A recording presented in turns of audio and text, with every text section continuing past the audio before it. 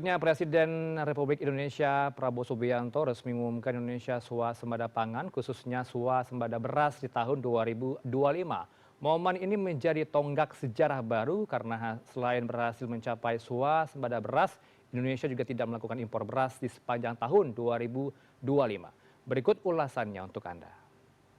Hari ini Presiden Prabowo Subianto resmi mengumumkan Indonesia mencapai swasembada pangan khususnya swasembada beras, di mana target ini sebelumnya diberikan Presiden Prabowo dalam jangka waktu 4 tahun. Tapi targetnya ini berhasil terjadi lebih cepat, yaitu hanya 1 tahun di pemerintahannya. Tadi sebelum mengumumkan, Presiden Prabowo Subianto dengan beberapa menterinya termasuk Menteri Pertanian Andi Amran Sulaiman sempat melakukan panen raya yang jumlahnya ini juga cukup besar, dan di belakang saya ini adalah bekas dari panen raya yang tadi dilakukan langsung oleh Presiden Prabowo Subianto. Dan tadi Presiden Prabowo Subianto dan juga beberapa menterinya ini juga mengecek ya modernisasi alat-alat pertanian, seperti misalnya ada traktor, kemudian ada drone untuk pengusiran hama, yang juga ini merupakan salah satu milestone atau capaian dari kebijakan pangan khususnya di program swasembada pangan yang menjadi program prioritas dari Presiden Prabowo Subianto.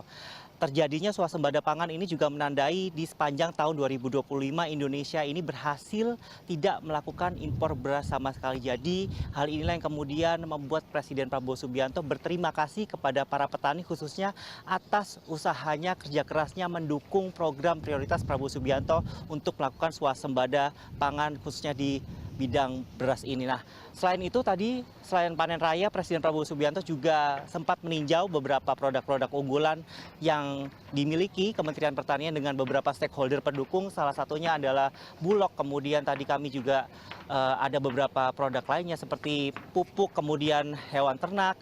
Dan memang ini adalah salah satu program prioritas Prabowo Subianto untuk produksi beras nasional pada tahun 2025 ini. Berdasarkan data BPS terbaru Januari 2026 melaporkan bahwa produksi beras ini melonjak signifikan hingga sekitar 34,71 juta ton atau meningkat drastis sekitar 13,36%.